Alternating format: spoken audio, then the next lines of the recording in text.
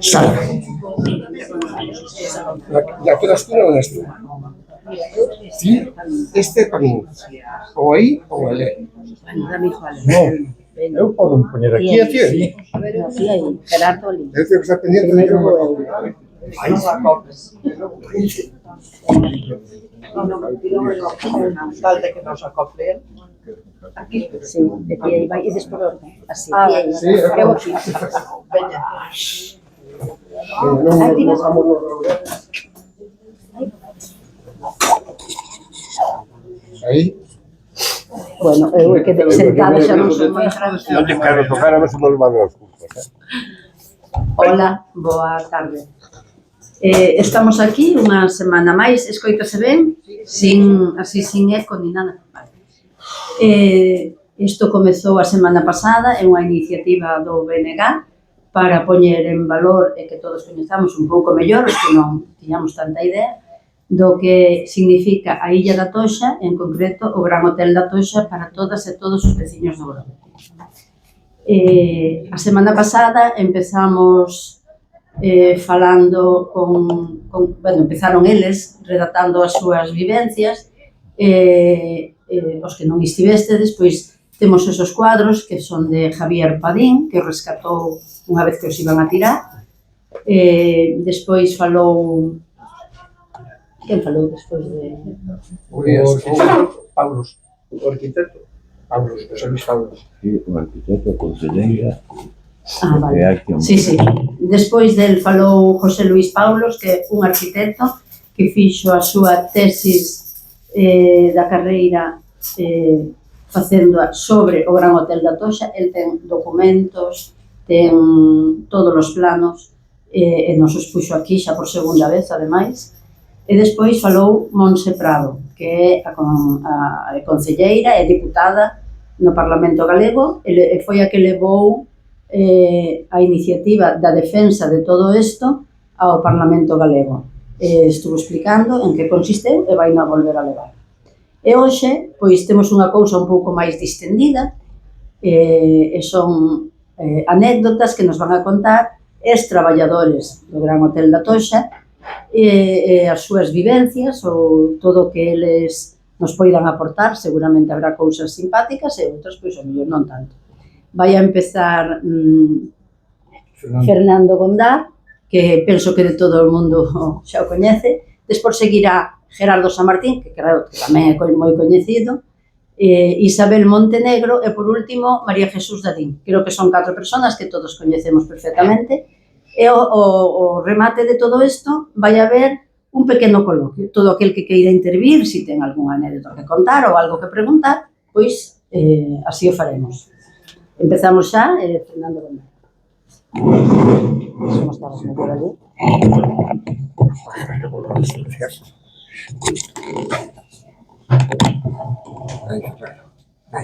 Boas tardes a todos e a todas, por supuesto. En primer lugar, chámome Fernando Gondar Prieto, nacín o 10 de noviembre do ano 1941 na habitación 113 do Gran Hotel da Toxa. Digo da Toxa porque é Gran Hotel de la Toja, ollo. Despois explico por qué. Pero para chegar aí, saber por que eu nacín aí, teño que facer un pouco de historia de por que naceu o Gran Hotel. Isto remontase, pois, aproximadamente o ano 1899, basado precisamente nun traballo que fixo miña neta para como fin de grado da Universidade Internacional de Cataluña, onde era o profesor Xavier Baró, e como agregado a ese tribunal foi Frank Meis, por videoconferencia. Ben, empezando aí, direi que no ano 1899 o balneario da Toxa estaba un pouco en desfeiteira porque houbera un incendio, había varios propietarios, non se poñían de acordo a todo isto. Entonces, un dos propietarios, chamado Eulogio Fonseca, puxo en práctica a solicitud de un proxecto para un novo balneario. En ese momento, no ano 1902, fai a convocatoria de ese proxecto. No 1901 fai a convocatoria dese proxecto e no ano 1902, a principios, en Madrid faise unha sociedade chamada Nueva Toja. Despois de isto,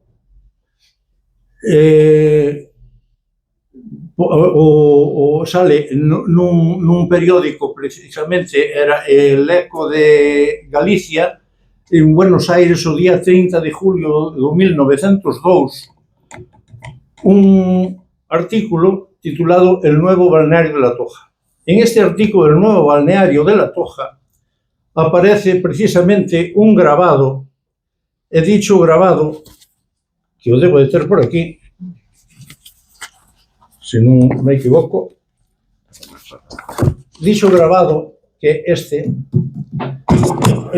vese que hai este o grabado que está aquí, e vese que arriba pon balneario de la Nueva Toja.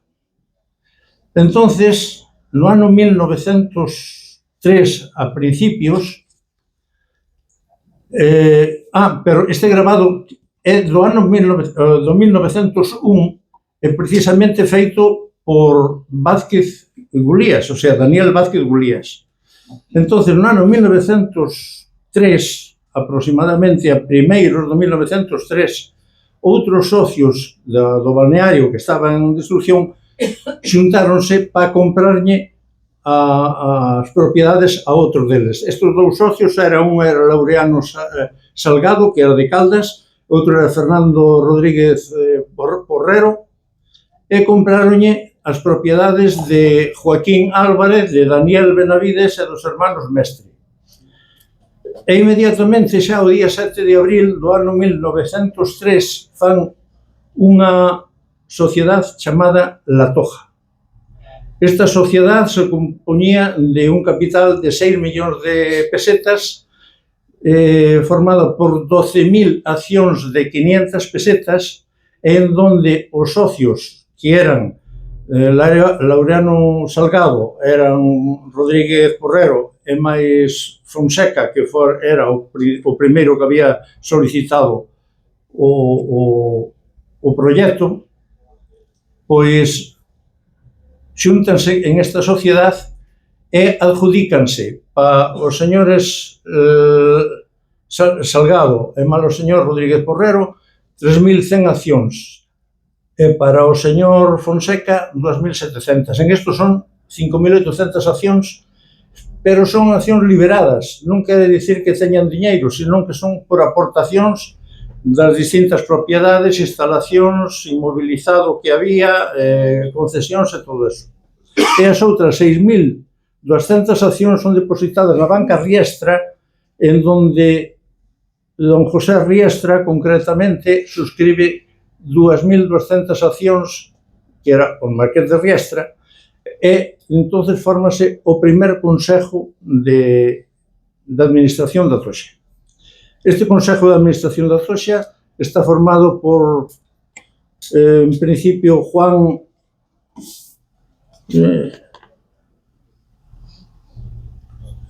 Mesa González como presidente. De secretario está don Rafael Sae Díez, e como vocales, entre outros, está don José Riestra, está don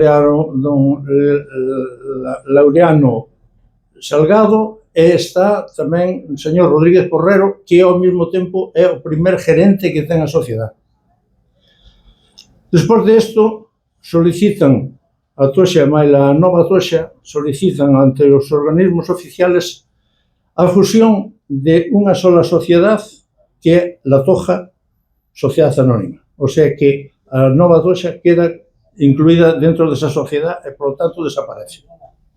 A raíz de aí empezan a estudiar o proxecto do ano 1901 de Vázquez Gulías, pero non chegan a ningún acordo porque o que dicen que era un edificio moi estreito, eles que querían outra cousa. Entonces, no mes de setiembre de ese ano 1903, Vázquez Gulías, Rodríguez Porrero e máis o doutor Gil Casares fanse un viaxe por Europa onde van Francia, Alemania, Austria, Suiza e Italia, visitando hoteles e instalacións de balneario e todo isto. Entonces, unha vez que regresan, empezan a facer un estudio do novo proxecto que presenta o señor Vázquez Gulías, e este proxecto, concretamente, ven a ser este que está aquí. Este é un novo proxecto que presenta Vázquez Gulías, e entonces empezan ainda a estudiarlo e todo, e uns dicían que era moito que se pedía, porque o proxecto este compoñíase de un edificio en onde levaba tres grupos, o sea, era un edificio, un grupo principal que era de servicios, e despois os extremos eran as habitacións. Chegado o momento, despois de moitas deliberacións, concretamente no mes de julio do ano 1905, pois sale a licitación xa, a subasta, o novo edificio, pero xa se compón solamente do edificio central e máis a parte sur, concretamente para as habitacións. Entonces, esta solicitud, o sea, esta subasta sale por 530.020 pesetas, e no mes de agosto, concretamente, don Manuel Vázquez Gil é o adjudicatario desas obras, para empezar inmediatamente. Empezan as obras de inmediato e unha das particularidades que leva esta obra é que toda a estrutura é feita en hormigón armado. Esta estrutura de hormigón armado é o primeiro que se fai en Galicia. Entonces, para esa contratación chaman a empresa de John Volderburgen, que era unha empresa que había na Coruña. Hai unha anécdota de todo isto, porque como non se conocía precisamente o hormigón armado, moitos dos empleados que estaban traballando ali dicían que cando veñera un temporal que seguramente que o edificio veña abaixo porque non levaba pedra. Pero ainda está aí.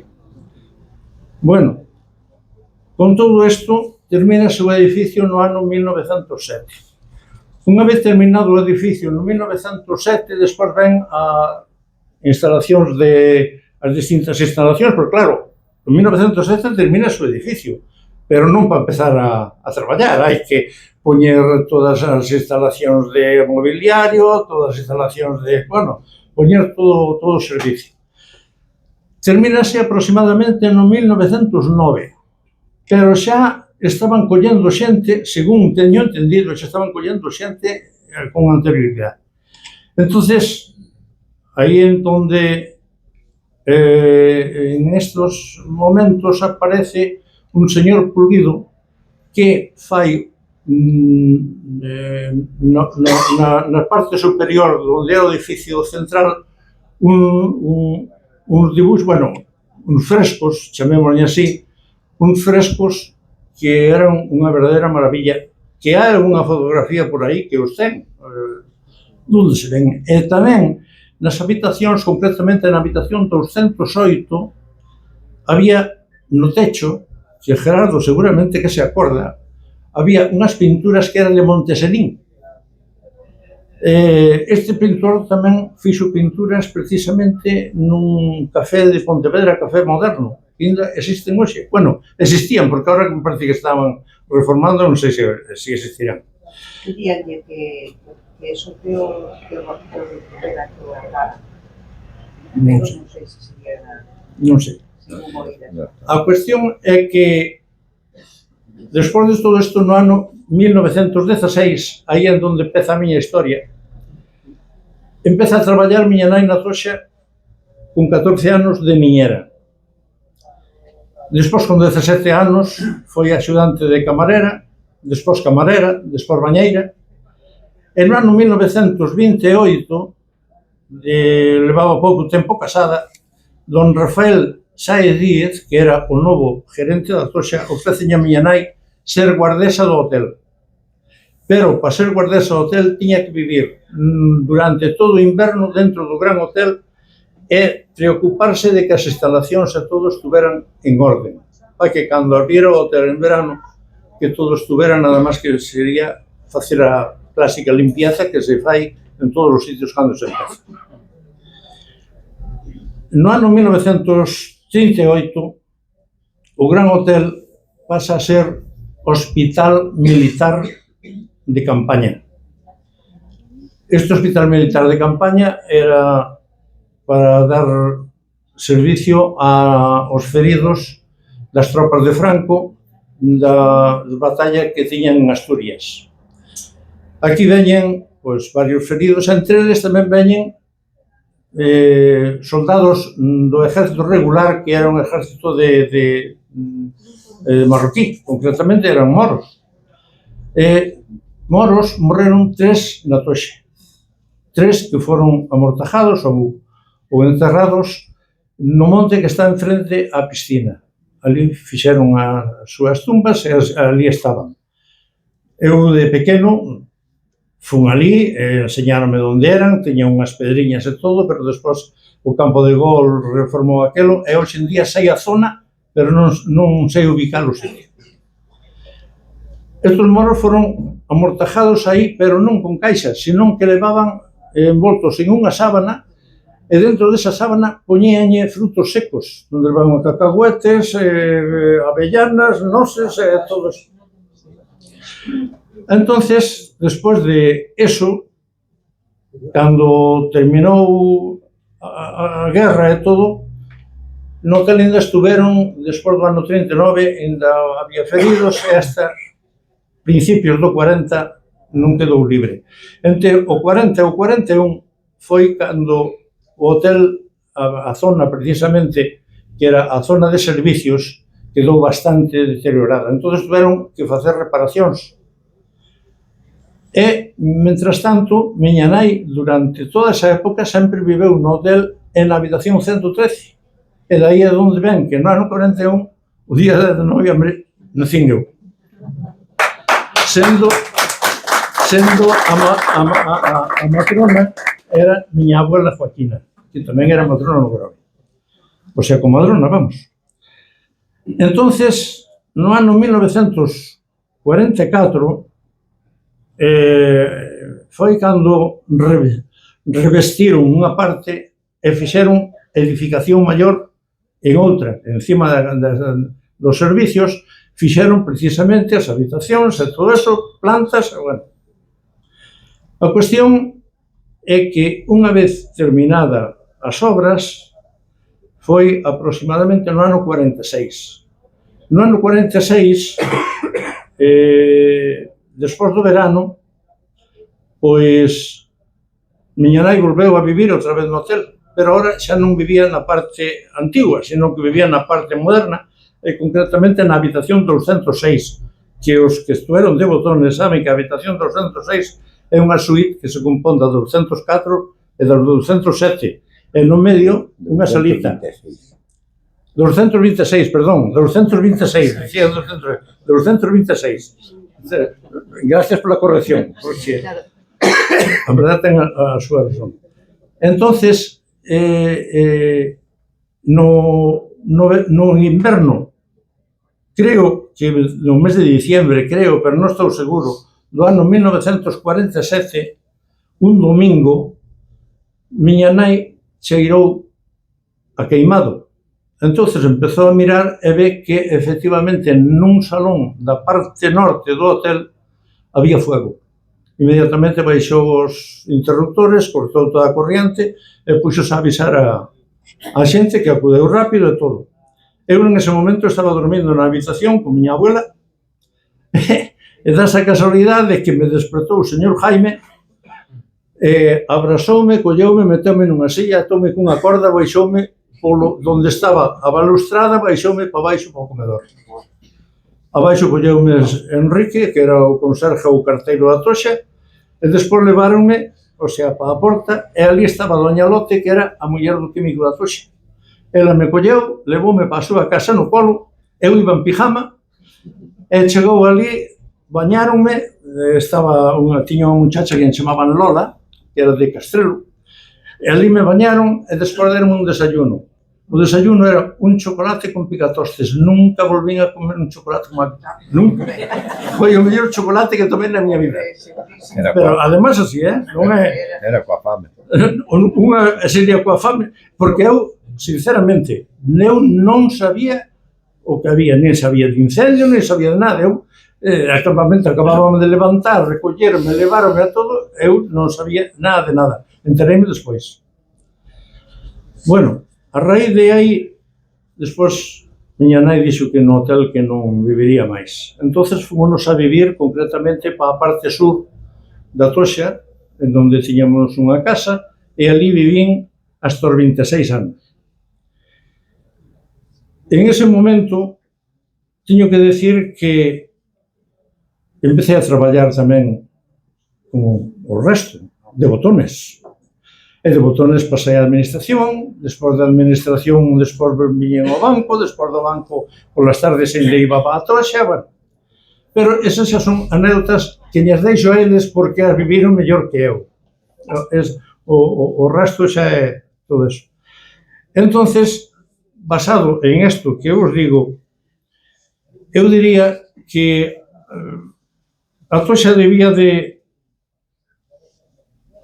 ter, polo menos o hotel, debía de ter ese BIC que se solicita, porque unha foi un método e forma de dar publicidade á Toxa. A Toxa conoceuse en todo o mundo a través tanto das aguas, como do hotel, como dos xabóns. Porque a cosmética da Toxa ainda hoxe existe, ainda que non teña nada que ver. Pero é unha das cousas máis importantes que se considera de que, polo menos, debía de ter ese privilegio, porque tamén foi o primer edificio que se fixo en hormigón armado en Galicia. Dicen que é similar ao edificio da Toxa que está o Hotel Riz de Madrid. Similar pola estrutura precisamente de hormigón. E aquí termina a miña intervención porque considero que outros tamén deben de falar e mellor que eu. Así que moitas gracias.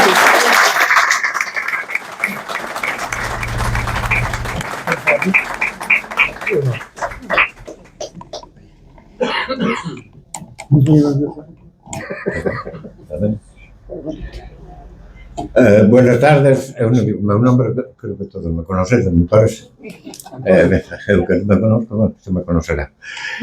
Vamos a ver, eu quero falar máis da historia dos clientes que atendín desde o ano 61, 62. Bueno, antes de dicir que o hotel que describe Fernando ese tapar, non é como se tes unha casa bella e faz, porque non che gusta, porne a fachada e todo.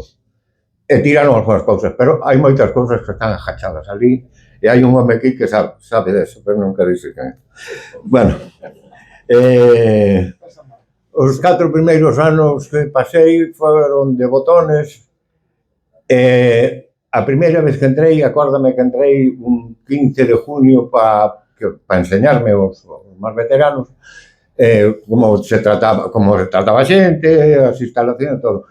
E o primeiro que me impresionou a entrar foi o cheiro do hotel.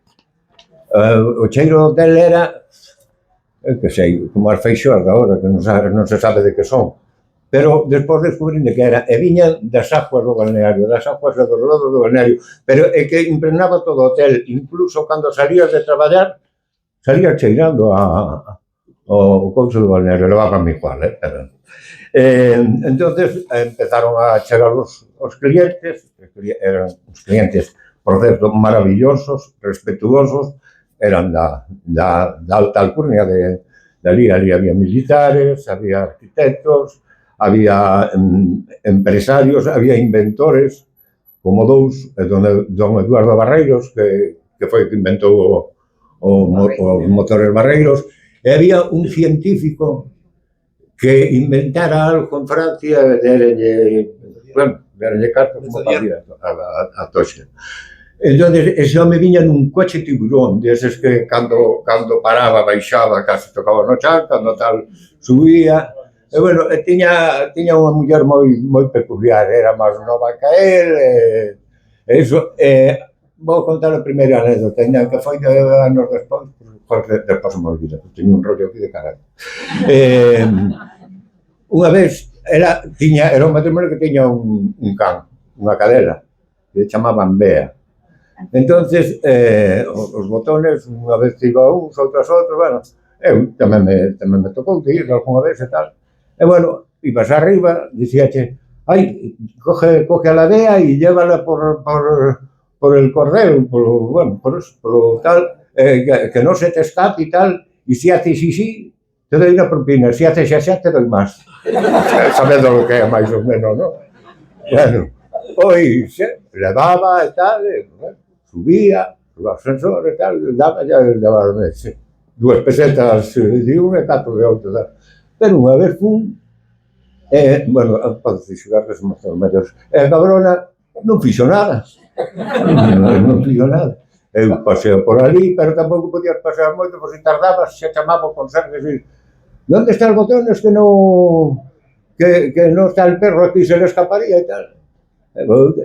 Xa levaba 3 ou 4 anos ali, e dixen, sí, xa está nada, espera que te vas a cajar.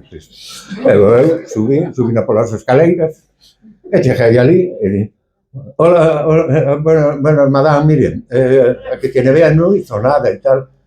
E me quedou mirar para mí e di, tú subiste a Bea por las escaleras. Dice, no, señora, como iba a subirla por las escaleras? Que solo puede decir Rubén, que era o ascensorista. E di, no, pues lo subiste, tal, ala, me botou a bronca e tal, e baixei e dixen, señor Pepe Rubio, como cando me taría fala. E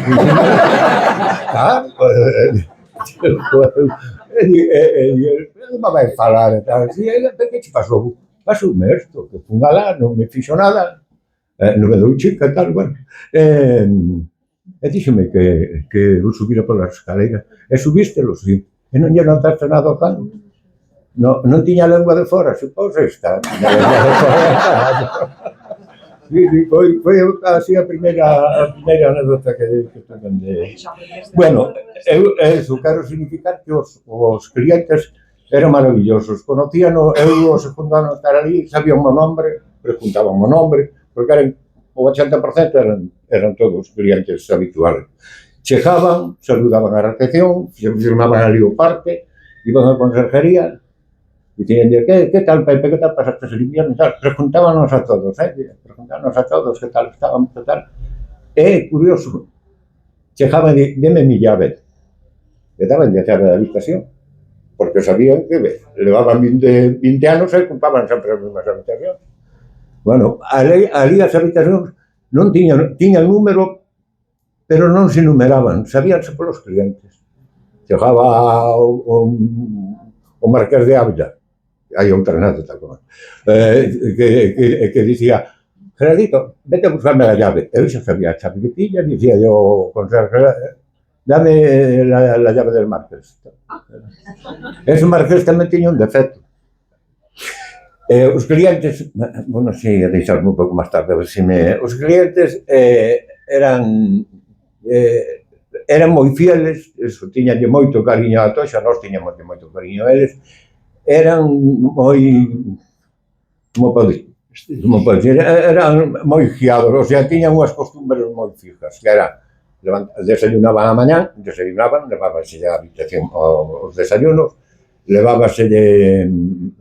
baixaban ao balneario, despois subían á habitación, despois sentábanse e iban a comer.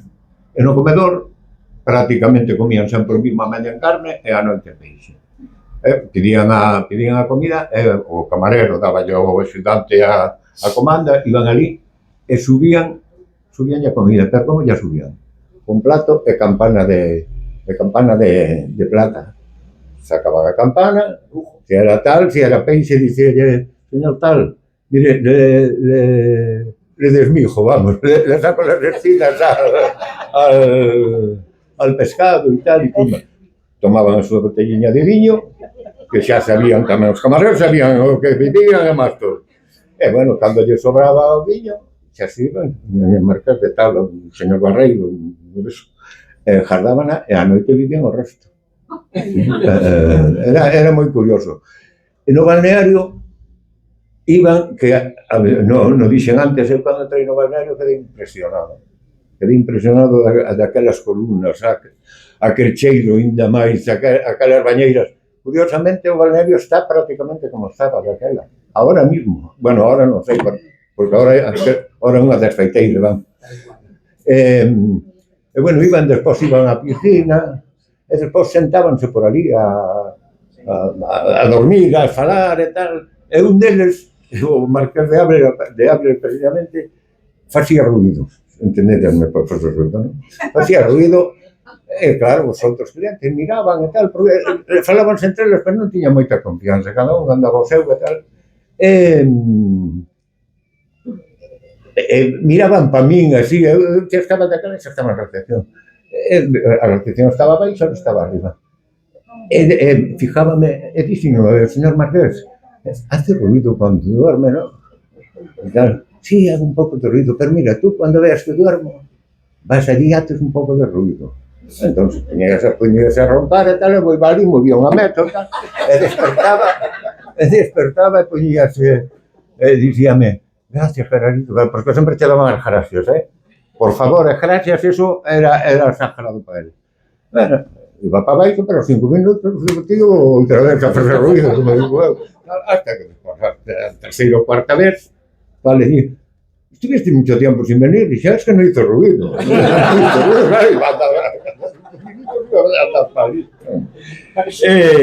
Bueno, transcurriu así o tempo, os clientes viñeron seguindo os mismos prácticamente sempre, xa dixo, co seu nombre, non numerización, co seu nombre.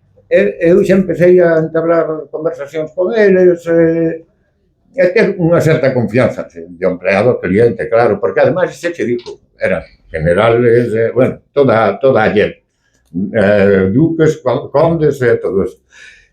Pero tratábante como, non te trataban como criados, que se dicía antes, non tratábante moi ben. Bueno, pois unha das veces en recepción, porque primeiro estuve un ano no Hotel Antiujo, que o meu mentor ali foi José Diego, en descanse, e despois volvín ao hotel outra vez. Pois veu un señor, don Benito, que fixo o chalé, ao final fixo o chalé Saudade, que está ao lado da Condesa, que morreu pouco despois. Tiña unha de cartos, Suárez. Tiña moitos cartos. Bueno, pero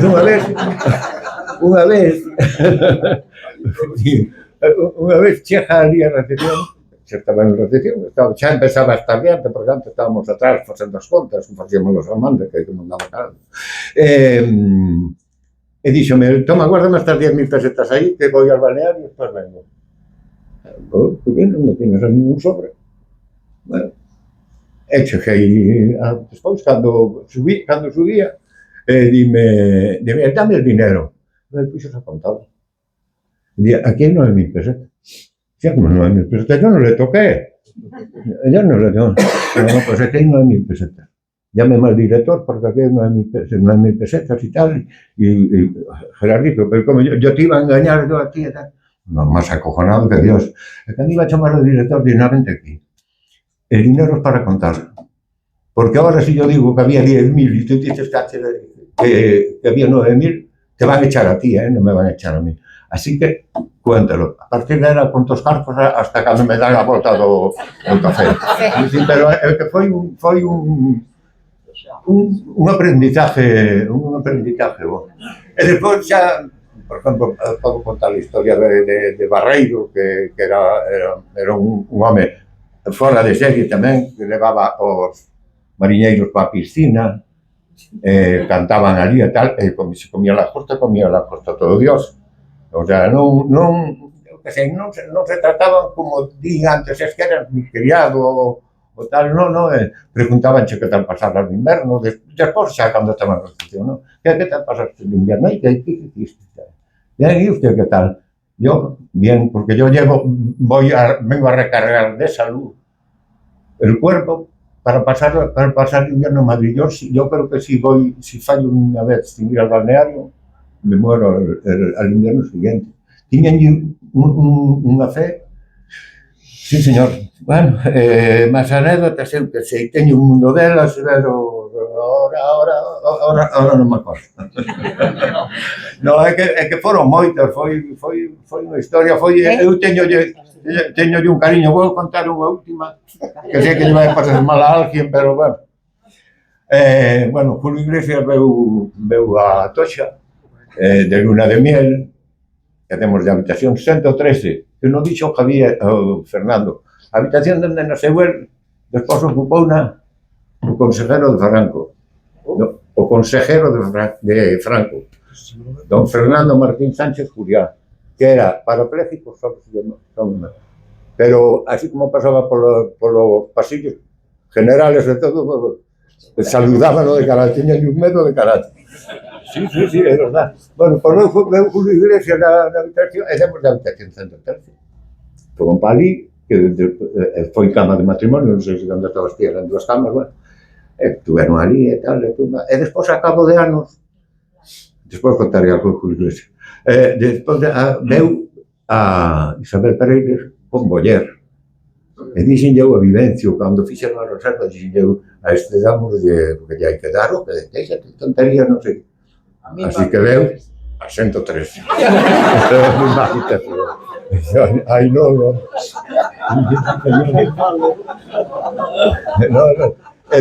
Vamos a ver, Julio Iglesias sí que eu indo, fun collendo bastante confianza con ele, este é a última, non vos caso máis. Resulta que espera que se me vai a olla. Bueno, veu bastante tempo, eu unha das veces encaprichouse que quería ir a dar unha volta en barco, que non había barcos, había os barcos de pasaje, pero claro, non iba a ir. Por certo, Julio Iglesias, os primeiros anos metíamoslo pola porta de servicio, pola cantidad de xente que esperaba. E despois tiñamos que dicir, non, que entrou disfrazado, que tal, que tú, despois xa se mezclaba. Viña moito ali a recepción. Bueno, o caso que quería un barco. E díxome, Gerardo, a ver se me consigues un barco e tal. E acordoume que de Conservas Calvos tiña un barco. Bueno, de Conservas Calvo encantado, digo, con Julio Iglesias, foron e tal. E despois, cando viña, dicíame, me coges, llamas al de Calvo e que te dé tal. Pero unha vez cheguei ali, ou se chegou ali, eu non estaba. Estaba Vivencio. Dixo, Vivencio, Gerardo, non, Gerardo teño libre, pero libre non debía salir, que ali non libraba nin Dios. Entón, fun a... Dixo, márcame aí o número, perdona, hola, cheja, chama, sale a miña muller e di, dígame, diñe el, soy Julio Iglesias, diñe ela, yo la Pantoja. Oye, o teléfono, bueno, e a partir de aí era un cachondeo cando viña, porque se sentaba en recepción e cando viña un cliente e dicía, le va a atender el marido de la Pantoja. Bueno, teño moitas cousas máis para tamén teño que falar.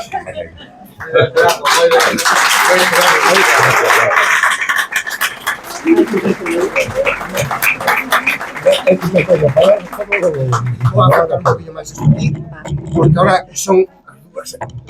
Ai! Contaba con a mãe que non me deixan ser. Bueno, pois eu tamén xa me conoce todo o mundo, ou casi todo o mundo. Eu empecé a finales do 80, a finales do 80. Empecé no Louxo.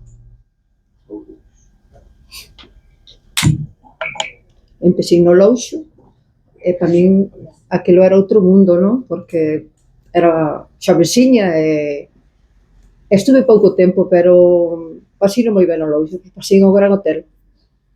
E no Gran Hotel, bueno, hai anécdotas para dar e tomar, andando en habitacións, con xente famosa, todo eso, bueno. Empezamos a traballar, limpábamos de rodillas.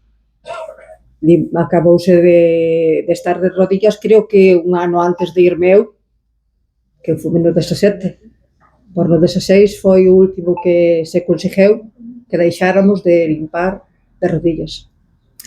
Na primavera, cando empezábamos a traballar, pois frejábanse todas as habitacións cunhas banquetas de madeira, as moquetas frejábanse todas. Eran limpezas a fondo, non como agora, que agora, bueno, agora hai que producir, máis que limpar. Bueno, non se limpa tanto porque non tan tempo, nin que a xente é super limpia, pero bueno, as traballadoras. Había os baños eran de azulejos, un traballo negro, había que limpar todos os azulejos que non quedara nada. As cortinas, non había mamparas, eran cortinas, había que lavar as cortinas. A ver, era moitísimo traballo, pero creo que foi a época máis feliz da miña vida traballar no Hotel da Toxa. Era precioso. A min, de verdad, que me enseñoume moitísimo, había xente de todas, había xente moi culta, encontrabas con ministros, con moitísima xente. E aprendestes bastante. O que pasa que, claro, despois foi máis en decadencia, non? Eu acórdome cando íbamos a comer, as camareras maiores, nós tiñamos un respeto, pero era de chegar a coman así ou as mans atrás, hasta que dábamos partes de traballo, nós caladiñas todas, un respeto impresionante. Elas comían nunha mesa, no comedor, comían na mesa onde se levaba fruta, que sobraba aos clientes, e todo eso, que os cachiños de queso, todo eso, e nós comíamos nas outras mesas. Pois os camareros, os metres, todo eso tamén comían no comedor. Eles tiñan as servilletas de tela e nós, bueno, pois tiñamos de papel ou así. Anécdotas para escribir un libro, desde cornamentas a, bueno, de pedirche clientes por favor lo diga, pero maravillosas. Agora, claro, agora todo cambiou. Nos últimos anos xa non era o mismo. De feito, a ver, a min xa me botaron. Pero, bueno, pasino moi mal, pero creo que foi o que mellor puderon facer botarme. Porque senón iba a ir eu, pero non moi pacificamente. E agora, pois, non sei como dentro como está, aquí hai xente que pode comentar, pero non é o mismo. Sei, non é? Bueno, si, eu tamén sei, pero, bueno, non procuro non, a mente non tela en ese tema.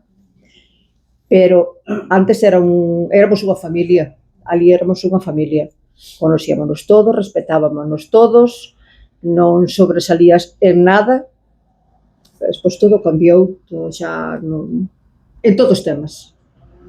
E, bueno, esta dirección que está agora, creo que non hai, ou para min, non hai unha dirección tan mala, tan pésima, que sepa tan pouco da hostelería, como estes que están agora. E, bueno, foi unha ruína para o pueblo, porque hai quen máis e quen menos vivíamos prácticamente, se non eran 2, eran 3, ou era 1, todos vivíamos ben, co teu traballo, pero agora non, xa non é o mesmo. E, bueno, agora xa son unha señora maior, jubilada, pero non vale a pena. Non vale a pena. Non vale a pena. Se queredes preguntar algo ou se vos queredes que vos diga algo máis, non, se non paso a palabra a María Jesús.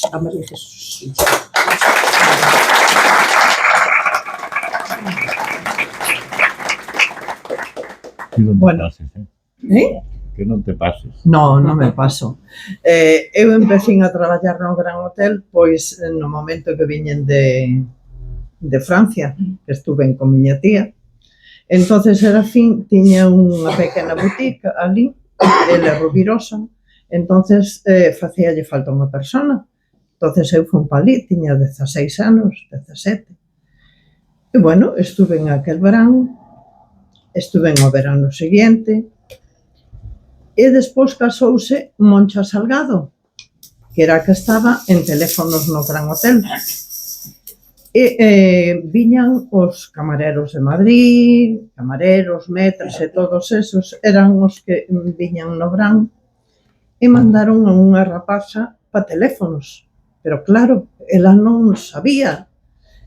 Eu cando cheguei ás 9:30 da mañán e vexo a ela, yo esto no lo sé, yo esto no lo soporto. ¿Qué te pasa? Es que yo no lo entiendo, mira, esto se hace así, así, así, porque claro, eu vi a Maruja, e vi a Moncha, como facían, eu sabía. E nunha destas que lle estou dicindo como se fai, encontro a don Tomás tarilante por detrás. Nena, nena! Eu nunca lle chamaba polo nombre ás personas. Nena, nena, tú sabes manejar eso? Hombre, un pouco, sí. Pues, ala, venga, siéntate aí e ala. E así foi como empecé en teléfonos.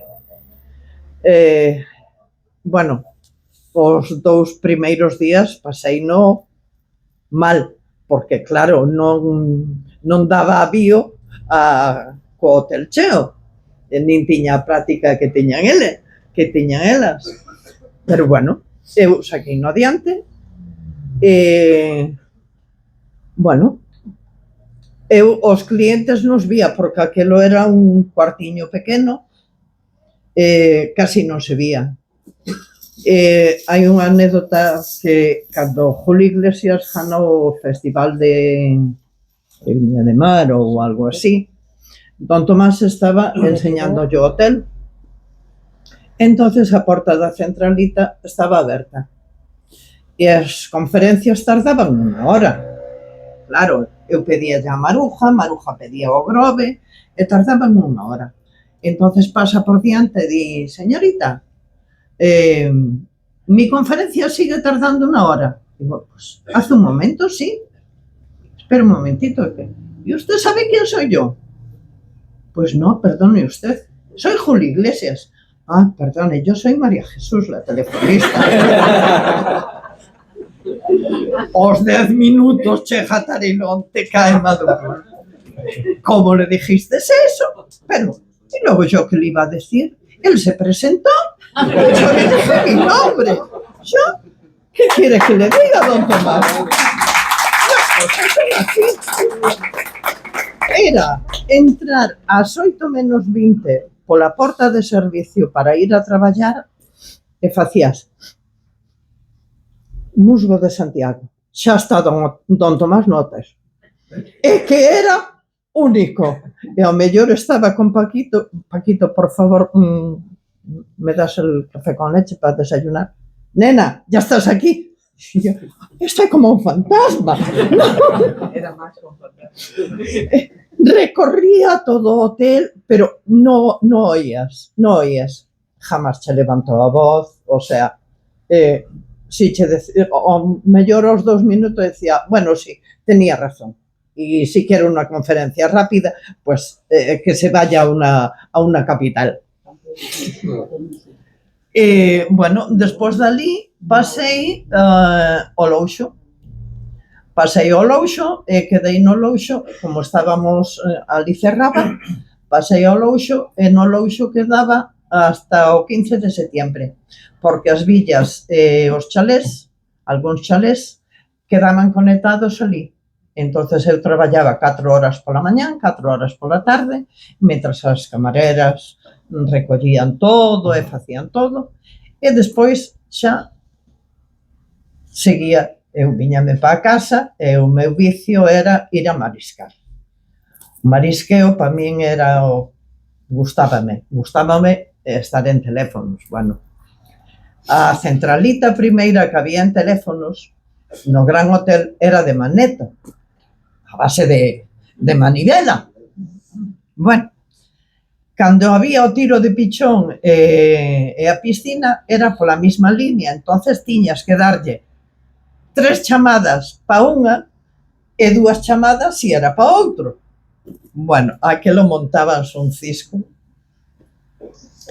Despois outra que cando se fixo a reforma no 71, 72, cortouse unha balconada moi bonita que había, conserjería pasou ao lado de recepción, ali fixeronse as escaleiras, quedou o pasillo cortado, sacaronse as escaleiras así de diante, quedou moi bonito, había un bar así ao fondo, ese bar retirouse, era sala de lectura, todo o mundo, aquelo quedou, esa reforma gustoume. Ahora as que fixeron non sei porque non volvín ao hotel. Bueno, volvín, sí, a coidar nenos de noite.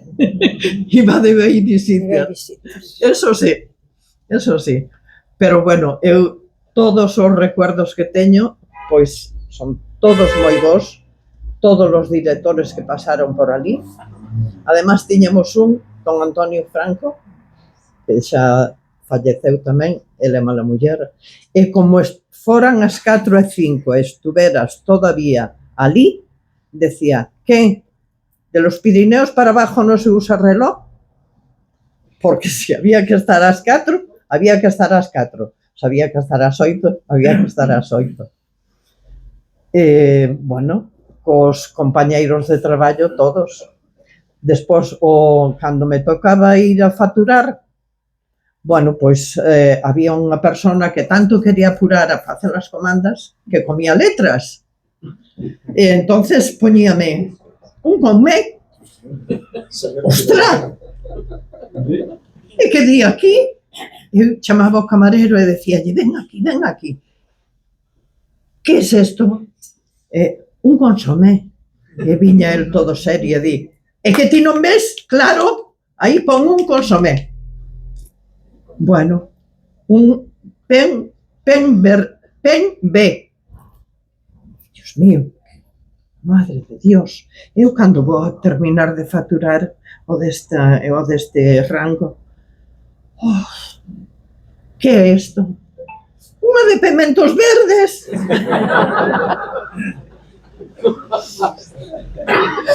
Era pen B, pementos verdes. Bueno, e así.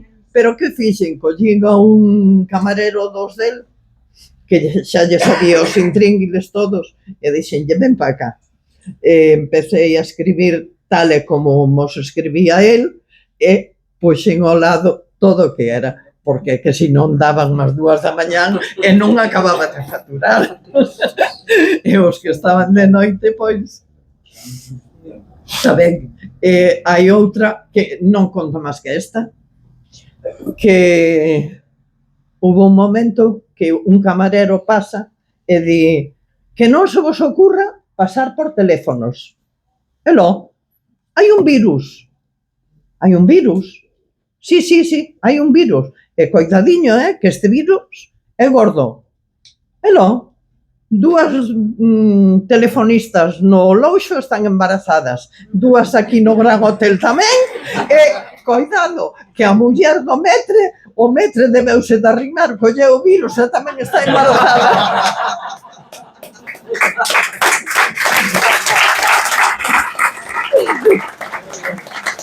Pero bueno, son anécdotas así de cousas que pasaron, que era o que di Isabel e Gerardo, éramos unha familia, todos comíamos igual, todos nos respetábamos, bueno, todos nos respetábamos, en fin, éramos unha familia.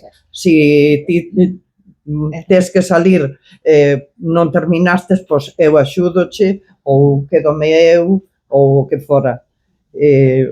por exemplo, no Louxo chegaba a camarera de noite e tiña que subir aguas.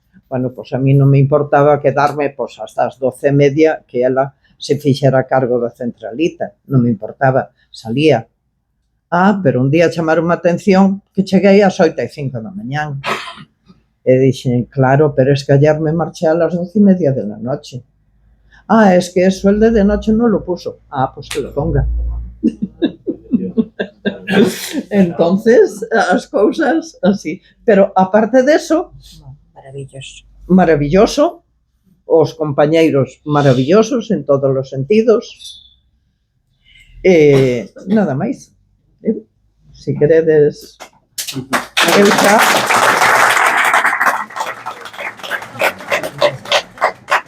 Me escoitades ben así, non? Sí. En 3 días na cama e agora teño unha boca. Bueno, isto é o que nos contan estas 4 personas tan maravillosamente ben. Eu, así para rematar, quería... No, creo que me escoitan de fora. Non me escoitan os de fora, non me interesa. Non me interesa, mira,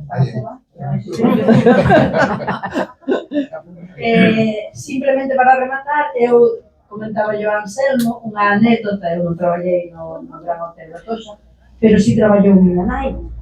Sara. Tuvo a peluquería moitísimos anos ali no Gran Hotel, era Sara Prado, para que a mellor non se toque ver.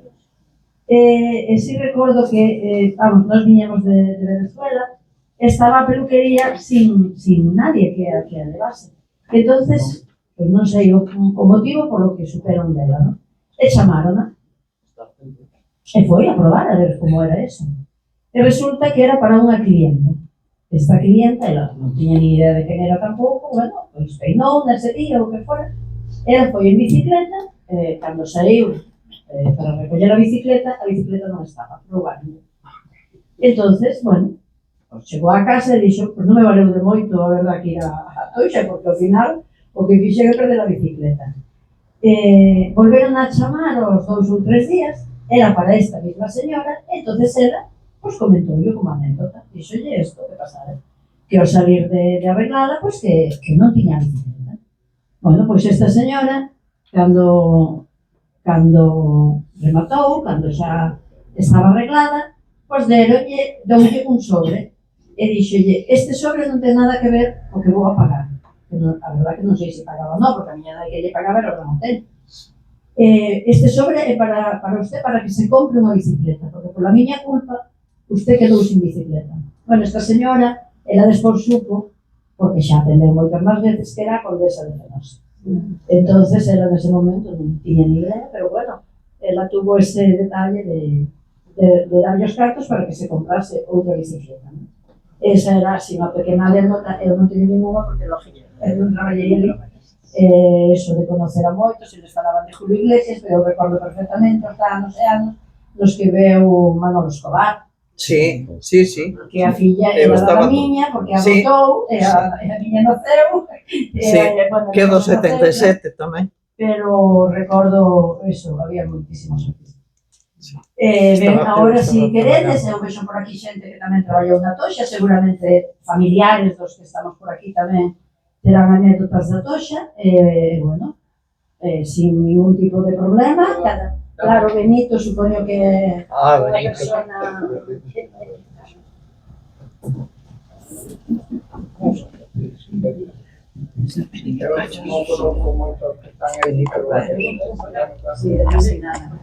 se oye. Eu non sei se... Pega a boca.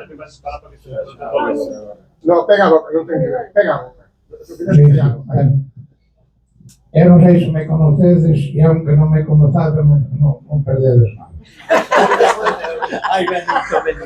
Vamos a ver, eu entré no Gran Hotel o 22 de maio de 1967 con don Tomás Tarilonte e con José Habanero, pero o bonito era o señor Fernando non que nombrara a cúpula que había naquele momento de jefes. Súa nai, que era a jefa dos chalés, Alfonsín, que era o jefe de servicios técnicos, Eliseu, que era o jefe de jardins,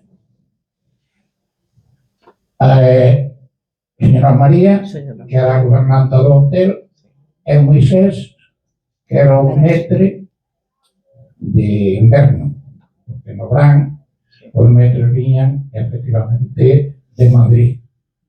Tiñan que facer a temporada, e despois acababa a temporada e quedaba o Moisés como metre. E anécdotas. Nós temos moitas no seu. A mí tocoume servir a Severo Ochoa durante 20 anos. E eu quería ali, quería a mesa, e cando chegaba a conserjería ou recepción, antes de subir as maletas, subía arriba e dicía: estou aquí. E diseñaron ser profesor, porque nós íbamos a mañá a conserjería e levábamos un papel, dábamos un folio, donde había as entradas e había as salidas. Entón non le sabíamos quen entraba. Era así ou non era? Sí. Correcto. Entonces, prepárame la mesa que bajo. Entonces, eu dixenlle non. Primeiro foi o señor Castro, o metre, con todos os respetos en outro mundo, e dixolle: profesor, bienvenido. E dixolle: Castro, aviso rapidito. O outro deu a volta, veu unha mala hostia e había o piano, colleu as cartas de tomar as comandas, ¡bum! Deu con todo aquí. E díxome: vete a buscar al viejo de mierda que está a la puerta. Díxome a mí, palabras textuales. E dixen eu: de viejo de mierda nada, señor Castro. Es un cliente. Entonces foi a buscarlo. E dixo: voy a subir as maletas, prepárame las mesas. Eu dixen: pero non tengo mesa, lo voy a mandar para outro rango. E dixo: no. Si non tienes mesa, espero. Había uns sillóns, que sabedes, na entrada do comedor, que se sentaban allí. Pues el señor, siéntese un pouco aí, y cuando tenga la mesa libre, lo voy a buscar. Tuvimos tanta xente, que foi unha verdadeira locura de noite. E bueno, pero habrá traballar. Empezamos a apagar as luces. E un chaval que estaba conmigo de frente, que non sei por hora que te, dime: ali que era alguén sentado. E do bote, o profesor, se ve o que é agora. A cozinha cerrada. Com todo feito. E digo: profesor, posso me decir, ya tenemos mesa, sí, ya tiene mesa. Tuve que deixar abaixo, acender a cociña, no se me acordo que lle fiz. Unha tortilla francesa. E subille unha fruta e un yogur. E a fruta había que pelarla, non? Cenó tranquilamente y dije: voy con usted arriba. Pues sube, ven conmigo. Sube arriba de una mañana. Y cené bien, Dice: muchas gracias.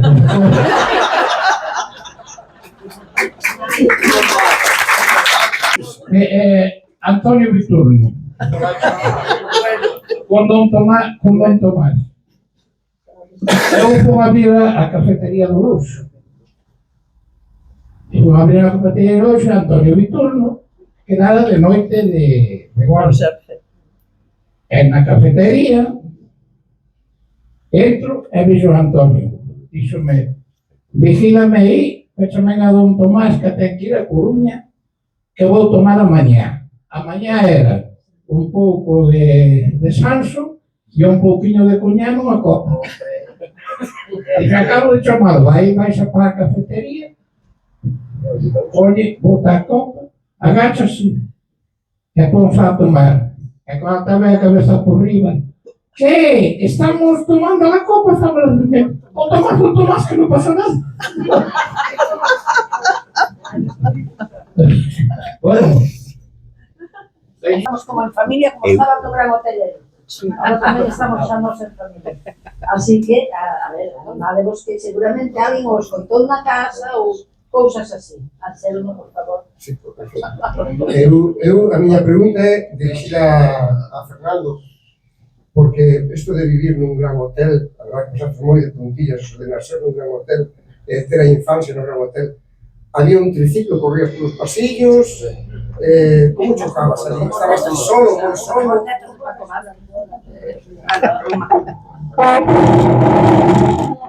Vamos a ver, cando eu vivía no hotel, concretamente usábamos moi poucos sitios de recorrido, concretamente abaixo donde estaba a taberna, ali fixeran precisamente unha cociña para miña nai, pos invernos.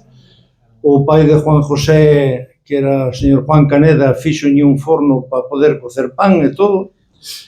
E o ir e vir, nós non entrábamos pola porta principal, senón que había unha porta que non era de servicio, senón que se chamaba porta de equipajes, Gerardo sabe. Entonces, por aí subíamos, e era a habitación 226 nese momento, que eran subir unhas escaleiras, estaba na habitación. E baixar a comer, comíamos onde estaba a taberna, todo eso. O resto do hotel prácticamente non se usaba. Quen usaba era miña nai pateaba o hotel de arriba para baixo, de baixo para arriba. Pero nós concretamente non usábamos o hotel nada máis que unhas pequenas instalacións que eran as que se... Unha anécdota, precisamente, eu tiña 6 anos,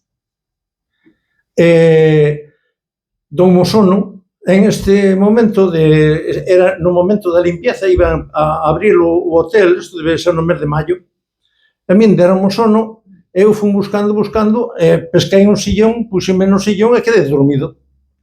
Bueno, miña nai empezou a buscarme, todas as de limpieza, todo o mundo en busca de Fernando, e Fernando non aparecía. Fernando estaba a dormir unha anxeliña nun sillón.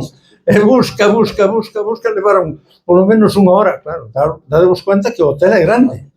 Eu estaba nun sillón que estaba mesmo arribado a unha parede, o sea, metímo así, e o sillón estaba coa espalda para aquí, e eu estaba metido para lá. Todo o mundo pasaba por diante de min e non me encontraban, hasta que en un momento determinado o debí de estornudar, o debí de tal, que está aquí.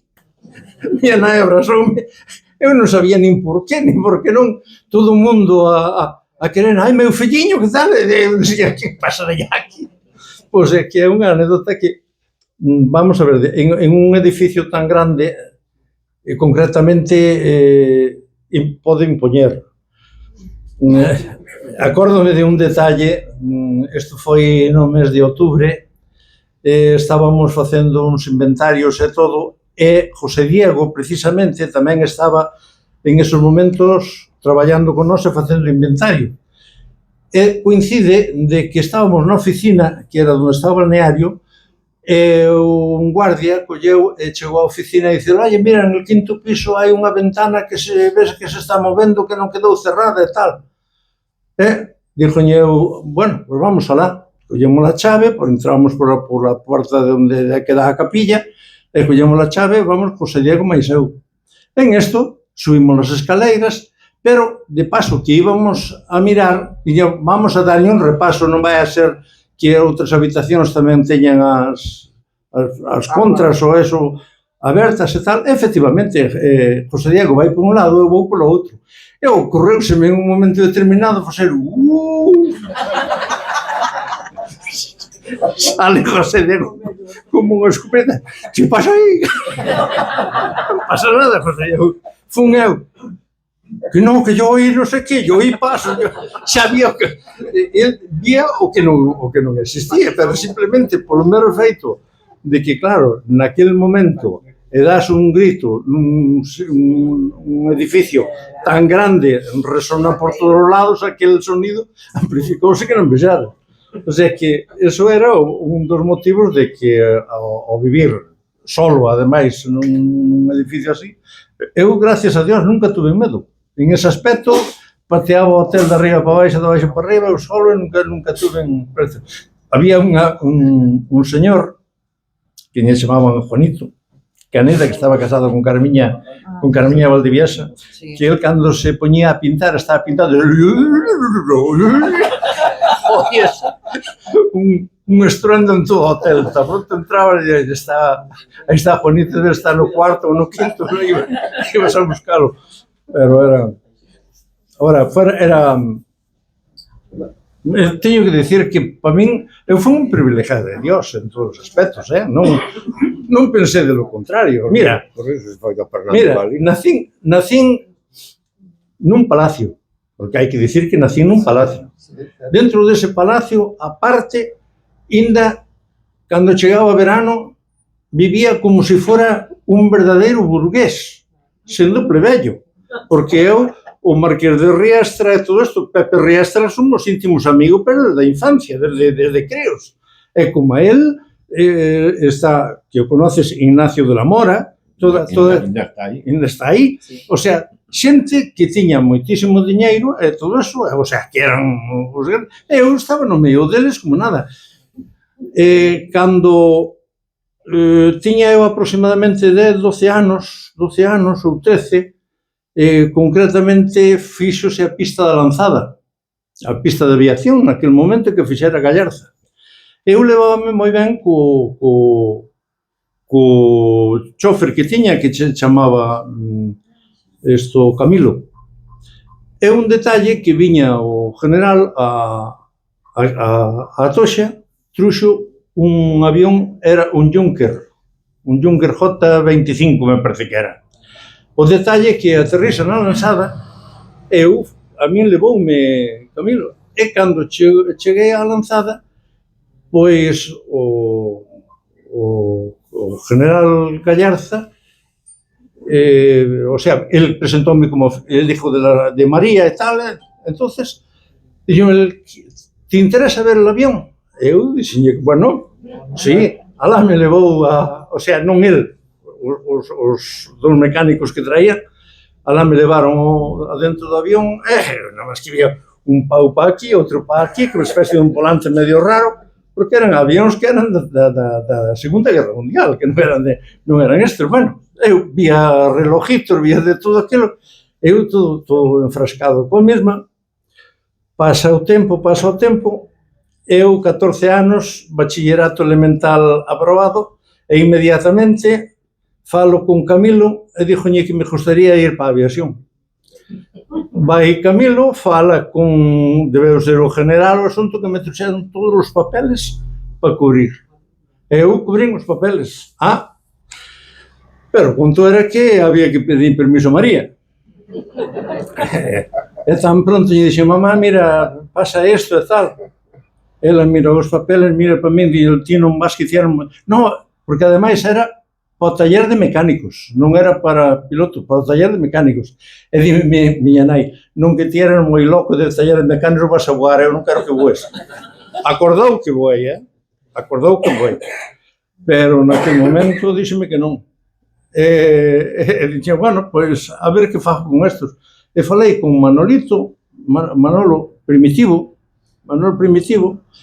e díxome, aí eu que tengo que hacer? Dixen, mira, é cubrir esta documentación. E el fixo despois todos os trámites, e el foi para a aviación. O sea, para a aviación. Pero a mí non me deixaron nin de broma. Menos mal. Menos mal. Despois fun para a lanzada, e na lanzada collín os ultraligeros e 306 horas de vuelo. Hai fotos, aí nunha caixa, hai fotos de avións na lanzada, dos anos 70, me parece que é máis ou menos. Gracias, Fernando. Pues no, esto era no 50, esto era no 50 Es aquí. tantos. No 50. A 50 tantos xa aterrizaba o avión no Frode, Cuidado. Mira, 51, 52, 52. Non esperaba eso. mira, como todos estes actos veñen polo do Vic, a mí gustaríame preguntarme a ti, por exemplo, ou a tal, por que non se fixo nunca o VIP, non? VIP, sí. Polo menos, por que non está protegido todo dentro de todo o do hotel, porque o que contei eu, que foi unha 60ª parte, por se queren que conte máis, pedidos yo ao alcalde do auditorio, vamos para lá e falamos aquí todo o día. Pero por que desprotege o hotel? De onde ven a raíz esa de que non sea nin VIP, nin protegido, e que ao final salió o que... Eu sei, non? Eu sei, non contarei, eu sei.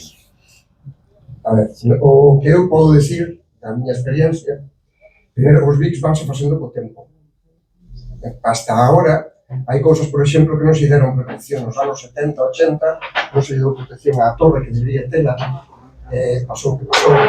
Entón, nós o que nos damos conta é que, visto o declive que levaba a historia, é como ven unha especie de empresa que non é unha empresa hostelera en sí, sino que o que va facendo por toda España é comprando, desmantelando e despois volvendo a vender ou convertindo en outras cousas que non dan traballo, que non dan, o sea, a rentabilidade pura e dura, sin mirar o que era, nin o que foi, nin o que... Como vimos que chegaba a eso, o que nos damos de conta foi a puentear o cambio que hubo no pexón. Falamos do siguiente, falamos de que hoxe en día, ahora mismo, certamente non está protegido, porque estamos coas normas do 96. Nin dentro tampouco. Nin dentro nin fora. Ahora mismo non está protegido. Pero claro, se estamos facendo un pexón, mal nos vai a ir se non o protexemos. O curioso é que no 2014, que é no que se basa este pexón, que nos está dicindo que ten que ser aprobado, porque sí, pero que non pode ser exposto antes de aprobalo, agora volveu a estar exposto, virá unha final. O curioso é que lo que nos estamos dando conta e lo que nos pon en alarma é que no 2014 estaba con unha protección estructural o Gran Hotel, que era a estructura que é antes do Vic. Esa é a protección maior, antes de Vic. Se me equivoco, temos ali o arquitecto que se quixo vir aquí, gracias por vir, por certo, Vende Villa García solamente este acto. Entonces, claro, no 2014 estaba así, pero claro, ven unha lei do solo, ven tal, ven unhas cousas, total, chegamos ao 2025, e preténdese que dámonos conta que esa seguridade que había, esa estructural, resulta que se rebaixa ambiental, que é a menos que pode ter o Gran Hotel en este momento. Se aprobamos un pexón con un nivel ambiental, podemos tirar abaixo e facer apartamentos. Así. Entón, claro, se resulta que ven unha asociación que se chama Patrigal, que hai unha asociación que é de Vázquez Bulías, que é do arquitecto que fixo isto, que fixo outras moitas obras en Ourense, que é puntero, además, naquela época, que nos está dicindo, no, é que, refeito, ese Gran Hotel non existe para fora, pero existe dentro. É dicir, os pilares, o que eran as torres, sacaron a cúpula, pero as torres están aí. As habitacións están no mesmo sitio. A infraestructura é a mesma. A infraestructura é exactamente a mesma. Están agachadas. O que é o balneario abaixo, teñen as dúas, está exactamente igual. Non o dicimos nós, dio xente que estudiou científicamente, está científicamente probado.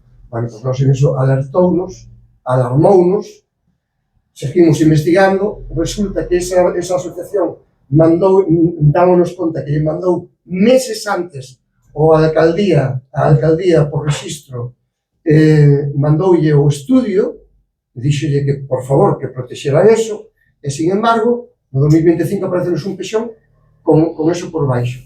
Eso foi o que nos alarmou e o que nos pon un pouquiño en bandexa de que as cousas non se pode decir, como no último pleno se dixo, se queredes ler, mirádelo, Non se pode decir que o que había non existe. É mentira. O que había existe. Está agachado. O que pasa está agachado.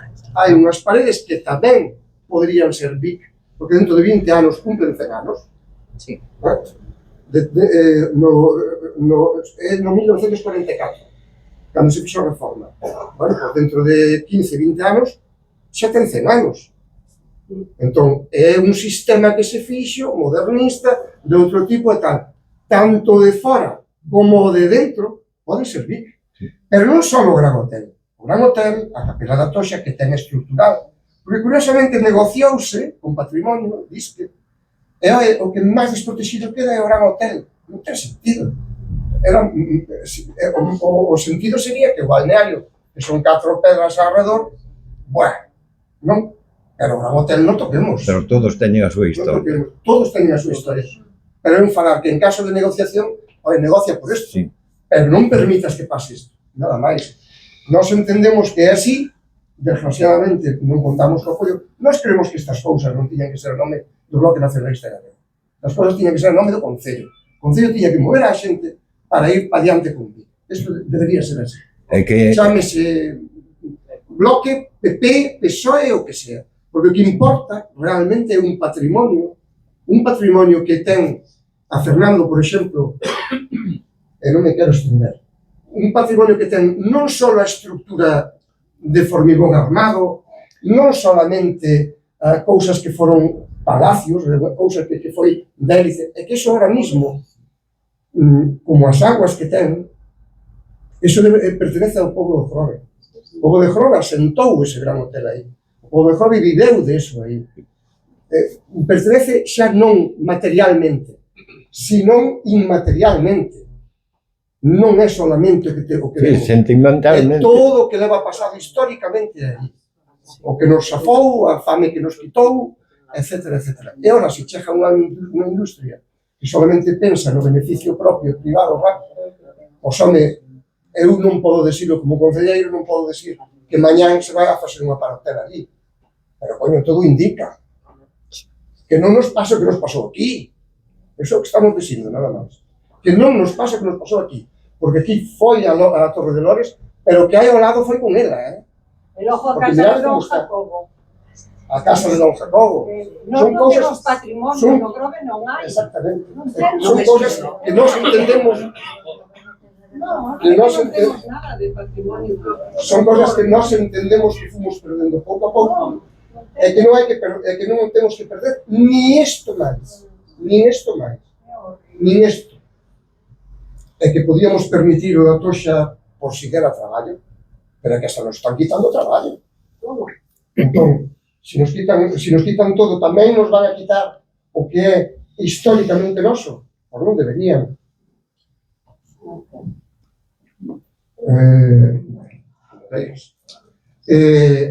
En eso vai a historia. Non quero estender máis, creo que quedou ben. Pero eu quero dicir unha cousa. Eso foi deixade de tempo para cá. Por exemplo, non foi culpa desta corporación, nin da outra. De alguna foi. Bueno, sí, de alguna foi. Vale, de acordo. Pero o que viñen eu a contar as historias, na que foron nada, 2 paridas e tal, esa historia tamén hai que reconocerla, porque a min doeme que o Hotel Reconquista do Oviedo, o Hotel Real de Santander, o Hotel de León, que non me acordo agora, todos eses son BIC. Este, por que non? Un momento, vamos a ver. Quero saber de onde ven a raíz. Era o 5 estrellas das Rías Baixas. De onde ven a raíz? E se esa desprotección que lle queren dar, que ahora mismo non ya está dada porque non está aprobado pensión, se esa non se pode recuperar. Recuperar, non, seguir. E o que tamén se pode facer é solicitar despois do... É máis difícil, pero polo menos proteger o que hai dentro. A cuestión non é o que poida facer un BIC. Un BIC podemos solicitar despois. Sí. Bastante se poden quitar. Sí, bueno, ou non dar xo, que sea, sí. No, o tema non é tanto o de BIC, é para que se sepa, a min o que nos extraña, e isto teño que decirlo, é a postura de patrimonio. Que non podes tocar unha pedra de un piorno do Jorobe. E tanto. E resulta que lle rebaixan a protección ao Gran Hotel. E se non hai presión. Pois é que eso... É unha historia... A ver, isto é unha cousa para reflexionar. Non podes tocar unha pedra dun pierno, pero eso sí que se pode tocar. Sí, pero eso xo tocaron, pero o que non... Estás de acordo para que se toque. Pero eso xa está sacado. O que está sacado, está sacado. Podíase recuperar, por supuesto. Pero por lo menos que non saquen máis, que eso ainda non. Porque entonces quen ten culpa? Patrimonio, o ayuntamiento, a diputación, ou que alguén tenga culpa. Nós, en principio, facemos isto para concienciar a xente, para que se dé conta do que podemos perder. Perdemos cultural, perdemos de memoria, ou identidade, e perdemos económicamente. Porque a ver que sería o Grove coa torre que sin ela. Sí. Con eso, cuidado que sin elo. Que sería o Grove? Se xa é bonito, naturalmente, ainda que din que urbanísticamente está moi mal, imagínate, que teríamos aí se conserváramos a torre, ou a Casa de Escuredo, a farmacia como está, esta casa, que é un exemplo que, por certo, debo agradecer a Pepito Millán que nos prestaba para estes actos. Bueno, pois de eso se trata. Estes actos son para concienciar a xente. Nin máis, nin menos. O traballo, pola nosa parte, vai a seguir. Claro, temos enfrente, digámoslo así, ou por menos temos de lado, a unha persona que pensa que no ano 44 que se acabou, e que o Gran Hotel xa non é o que era, e non acaba de ver porque non quere ver. Pero, perdona, pero o mellor é esa xente que non sei quen é, ni me importa. O alcalde. Si non importa, a mí morreume meu pai e miña nai, e cando fago 44 anos, hei de ir a visitarlos, poñerlle flores. Non te podes olvidar, pois eso tampouco se pode olvidar. Porque é unha historia que está aí. Estamos de acordo. A culpa ten desde o primeiro hasta o presidente do gobierno. O que estuvo no rollo do goberno. Hubo que ter Gerardo que bueno, estou contando aquí lo que diría. Alguén quere decir alguna cousa máis? Alguna pregunta a Gerardo, a Isabel, a María Jesús? Nada. En todo caso, a Fernando.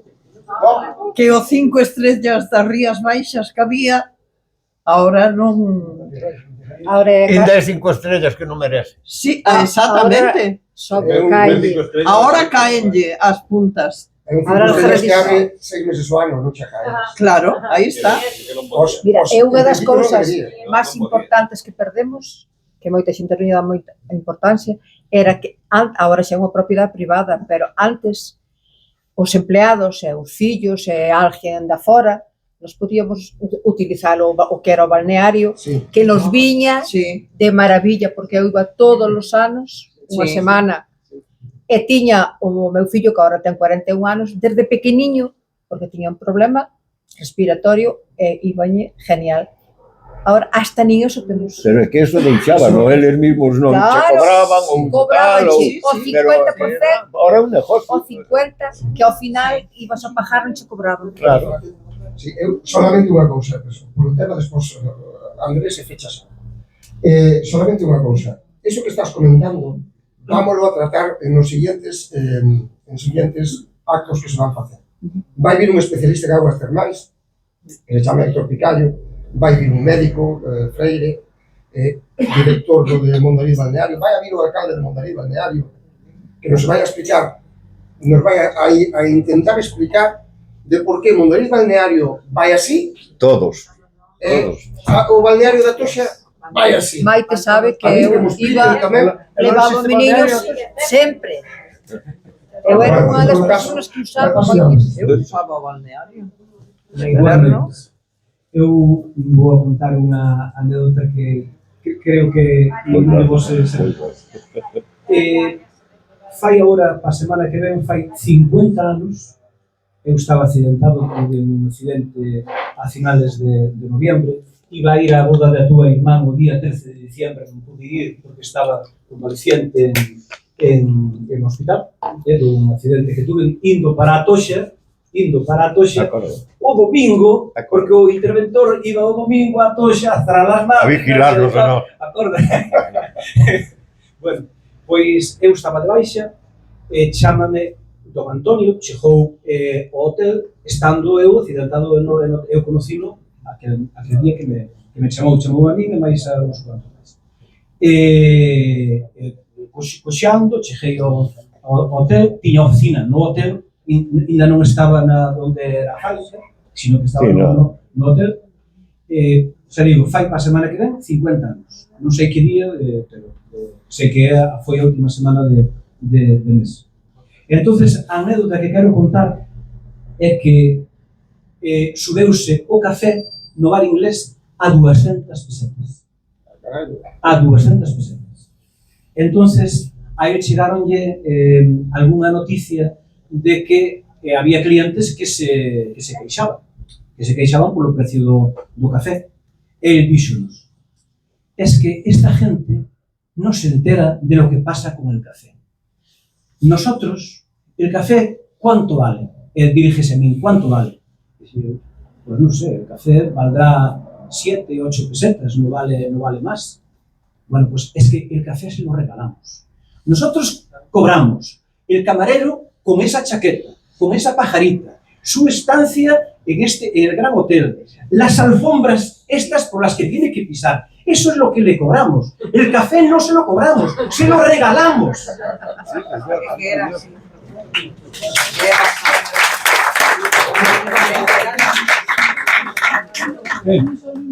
Alguén máis? Alguna palabra máis? Non. Non? Sí? Sí? Non. Bueno, solamente... Eu quería facer unha reflexión. Reflexiona. A reflexión é a seguinte, que como pueblo teríamos que estar máis concienciados e máis movilizados. Porque deixamos ir moitas cousas neste pueblo, moitísimas. Deixamos ir a fábrica de Xabrón, que daba moitos postos de traballo. O pueblo non se mobilizou para impedir Alfagene, bueno, pois o da Torre. Deixamos ir cantidad de riqueza para nós e non nos mobilizamos para nada. Entonces, ao mellor, é o momento de despertar e de reaccionar. Porque quedamos en pelotas, quedamos en nada. Entonces, nada, era esa reflexión nada máis. Vale, moi boa. Decimos que para a semana que ven, ainda que está anunciado no tríptico, está o sábado 27, vámoslo a adiantar porque nos coincide cos conciertos de fin de ano, a 6 ou 8:30, entonces vamos a adiantar unha charla que vai a estar maravillosa. Si esta non gustou, porque a mí encantoume, a que ven o viernes que ven vai a ser la monda. Viernes 26. Viernes 26, ás 7:30, van a vir 5 ou 6, eu non sei se son 5, 6, 7 ou 4. Marinela saberá. Ainda non sei, Ainda non sabe ela. 5 ou 6 amigas que se xuntan na Marquesina, non vos vou decir o día para non adiantar. Bueno, por Dios, eso é secreto, Eso é secreto de sumario. A mí deron unha alegría como mundo, porque se non tuven que ir traballadora por traballadora, xa se xuntaban todas elas. E o único que tuven que decir é, por favor, vinde, o que falades na Marquesina, falade hoxe. Nada máis, son da fábrica de Xabón todas, viernes 26, acordamos, está en o tríptico como sábado 27. Vamos ratificado e vamos anunciado. Vale, Sara? Bueno, pois nada, vamos a pechar este acto dándolle as grazas a todos os intervintes, empezando por Fernando, Gerardo, Isabel e María Jesús. E, por suposto, a todos os que estamos aquí.